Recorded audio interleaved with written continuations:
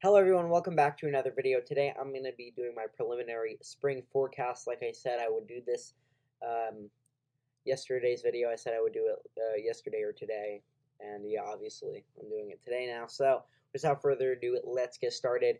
Though a disclaimer is take this with a grain of salt, as spring is very far still, so there's still a lot of uncertainties. There's still uncertainties with winter, so that's just a disclaimer. Anyway, let's go. So we're going to start with the ENSO predictions. This is the latest ones.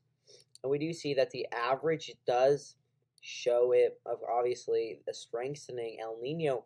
But as we get towards the currently we're in the September region, but as we get towards March, April, and May, that's this window right here, that El Nino is expected to start to weaken. The El Nino is starting to weaken, so it's not going to be a strong El Nino anymore for much of the spring if we do keep an El Nino throughout most of the spring. Now, as we're going into the spring, it's a little uncertain. We still could have that strong El Nino, but either way, we are going to have an El Nino in March most likely, and April and May are a little more uncertain. But as we get into March, we do see the consensus we're going to be going with the dynamical average. It's the average of all the models. We do see still over 1, around 1.5, and as we get into April and May, we do keep we lose the El Nino in June. We see the June period. We lose the El Nino in June. So according to the dynamical average, we keep the El Nino throughout the entire spring, but the strong El Nino only lasts at the beginning of the period. Either way, though, the El Nino effects could last throughout the whole spring, and then the statistical and dynamical averages just show us losing that El Nino by April, and the strong El Nino we lose in late February. So they do show an El Nino for about half the spring, and then we go back to a neutral the rest of the spring. So what that's going to do is going to also depend on the Arctic Oscillation and NAO indexes. Now, obviously, I showed you these effects yesterday in yesterday's winter video. If you haven't, please go watch that. But we are it's way too far out, really, to say what's going to happen in spring for these NAO and AO forecasts. Now, we can kind of say what's going to happen for winter, but spring is a little harder. So we're just going to say, for the sake of it, that we're going to stay probably around negative, most likely, because we have been overall in negative for a while. We've been going out in, but for most of the time around spring, which is right here, we have been keeping it. That is not what I wanted to do. That is anyway. Sorry about that. But yeah, we do see for the future that we are gonna maybe go into a positive phase, but probably go back towards negative phases, and that's going to bring a lot of moisture to the southern United States. Now, in the case of it going positive, that make the moisture go a little more north, but still, due to the El Nino, we are going to have the moisture going more south. And then we do, for the NAO, we are more confident in this staying in the negative phase, so that's going to keep the moisture south. Now what we're really gonna be looking at, what I'm gonna be going more into depths with, is the precipitation, the exact temperature, stuff like that. So on spring patterns, El Ninos make way more precipitation. Obviously, for the southern United States, we do see that here, and especially towards Texas, Louisiana, and the Florida Peninsula, as well as obviously the Southwest and up the East Coast. So kind of the same regions that we do get in winter.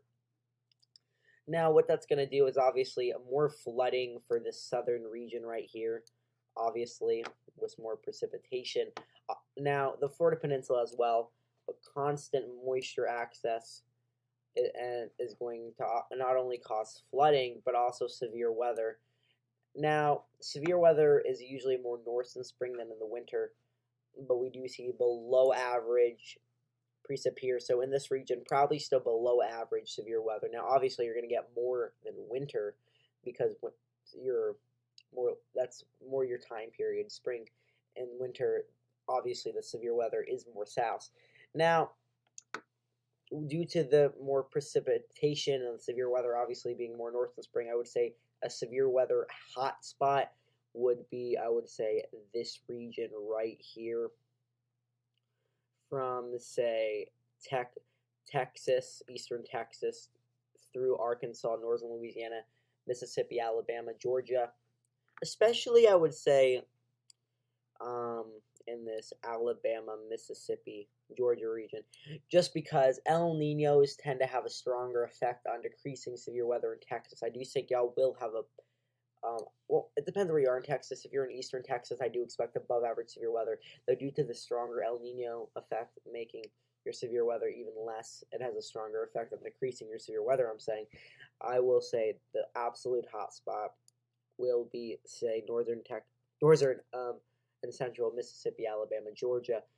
Now, obviously, the Gulf Coast will have severe weather too. They will be another hot spot, though obviously, whenever we get the strongest severe weather, it is more north than that. The overall and above average severe weather region would probably be right here. And if we're going to be a little more specific, maybe right here. Mississippi, Alabama, Georgia mainly. And then flooding is going to be a big problem as we look towards the southwest here. Now we do see flooding is likely an issue due to that constant moisture access, and y'all are more susceptible to flooding. So obviously we will be seeing flooding across the southeast and up the east coast as well due to the higher precipitation amounts. But due to the southwest being most susceptible to flooding, that constant jet is southern jet. Obviously, it's going to be more north in spring, but obviously that southern, more south jet we can see, that's going to definitely bring way more flooding, landslides, stuff like that. So obviously that's not going to be good. And then the Pacific Northwest and Midwest, we do see obviously more uneventful than usual still. Now, the frequency of occurrence, we do see here, this is just talking about the accuracy of this graphic right here on the left I just showed you. Temperature is going to be the same, though, cooler temperatures for the southeast, southwest, east coast, and then vice versa. Next, we're going to be looking at the tornado frequency, that we're going to go a little more into depth on this because tornadoes are obviously a big part of spring.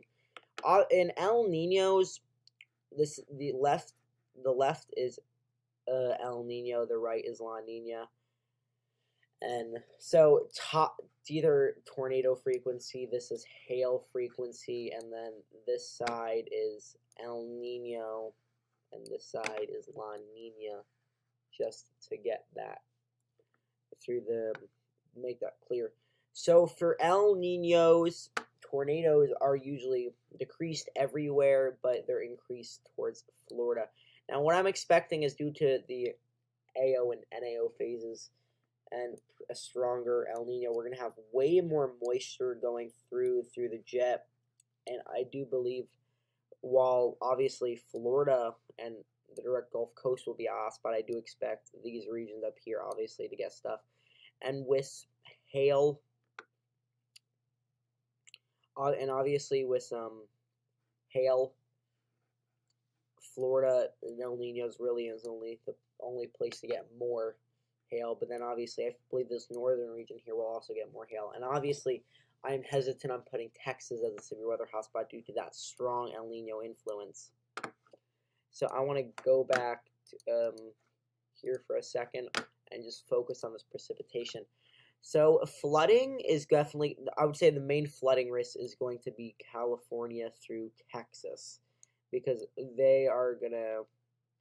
because whether the jet goes more south here or more north, that's unclear. But I do believe California through Texas, especially towards the southwest, is going to have the most flooding. And then obviously the El Nino is definitely going to cause worse effects. So if we go towards we're going to go to what is El Nino. I'll show you here for a second. Let's go to their the neutral effects, because neutral obviously could happen for part of spring. If we don't have El Nino throughout the whole spring, we're going to have neutral. We do see neutral cooler waters towards the equator, and that's really going to limit the amount of precip we get here, so just more inactive, but then obviously El Nino, more rain. So yeah, that's really going to be it. Sorry if I was a little iffy on this. It's a new setup, but also we're just uncertain about spring. So if you have any questions, please leave it in the comments. And yeah, have a great day, guys.